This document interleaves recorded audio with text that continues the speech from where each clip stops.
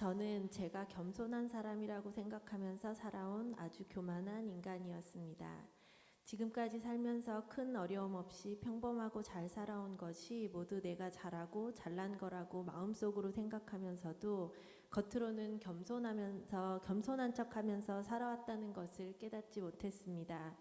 늘 이 정도 하면 되겠지라는 생각을 갖고 기도하고 교회를 다니면서 제가 갈구하는 것들을 주시지 않는 하나님을 원망하고 제 기도에 빨리 응답을 해달라고 떼를 쓰면서 살았습니다. 어느 날 고등학생 제 아들이 학업에 열중하지 않고 저한테 비싼 핸드폰을 새로 바꿔달라고 이야기를 해서 제가 불같이 화를 내면서 잔소리를 했습니다. 저는 목이 터져라 아이한테 설명을 하고 있는데 아이는 새 핸드폰 사진만 계속 쳐다보고 있었습니다. 그런데 문득 제 머릿속에 이 모습이 나랑 하나님의 모습이 아닌가라는 생각이 주마등처럼 스쳐갔습니다. 제가 제 말을 전혀 아들이 귀담아 듣지 않고 공감도 하지 않고 이해하려고 노력하지도 않는 아들의 모습이 내가 하나님 앞에서는 나의 모습이라는 생각이 문득 들었습니다. 인정하고 싶지 않았지만 정말 그것이 제 모습이었습니다.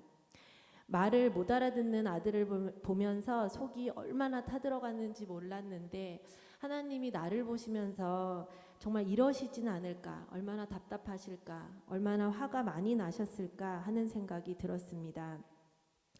스스로 기도하고 말씀을 읽으면서 말씀을 읽으려고 수십 번 계획을 세워봤지만 계획뿐이었습니다. 앉아서 기도하다가 무릎만 꿇으면 되는데 그 무릎 꿇는 것도 귀찮아 그냥 앉아서 기도하는 제 자신을 보면서 작은 것이지만 제 삶에 도전이 되고 자극이 되는 훈련이 필요하다는 것을 깨닫게 되었습니다. 그러다가 양육반 훈련을 보게 되었습니다. 주변 분들께 여쭤보니 어렵지 않고 주일에 목사님과 함께하면 되는 것이라 해서 처음에 정말 가벼운 마음으로 시작을 하게 되었습니다. 그런데 막상 시작을 해보니까 요절도 외워야 되고 손으로 성경을 써야 하는 숙제가 너무 많아서 한 주 한 주 시간이 흐르니까 이게 저한테 짐이 되는 날도 있었습니다. 혹시 이번 주에 목사님께 무슨 일정이 생겨서 수업이 취소되진 않을까 하는 기대도 가진 적이 있습니다. 요절을 외운 지 얼마 안 되었는데 다음 주 요절을 또 외워야 되니 일주일이 너무 빨리 지나가는 것 같았습니다. 그런데 긴 요절을 외우다 보니 초등부 시절 제 모습이 생각났습니다. 요절을 외우면 달란트를 모을 수 있어서 열정적으로 소리를 내서 외우던 제 초년 시절이 생각났습니다.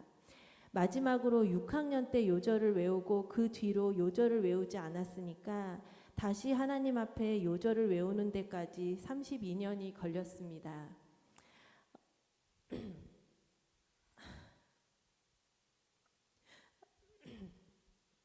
하나님께서 32년 동안 나를 기다려주셨구나 하는 생각이 들어서 사실 요절을 외우면서 많이 울었습니다.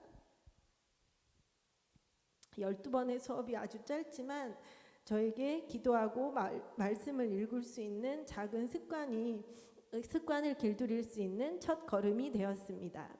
양육반을 하면서 저는 아무 때나 제가 기도하고 싶을 때 기도할 수 있는 습관이 생겼습니다. 학교에서 일하다가도 설거지하다가도 화장실 바닥에서도 옷 갈아입다가도 제가 기도를 하고 싶으면 누가 보든지 말든지 이제 저는 기도를 합니다. 양육반 훈련은 나태하고 교만한 저에게 신앙생활을 다시 잘 시작할 수 있는 작은 발걸음이 되는 좋은 계기가 되었습니다.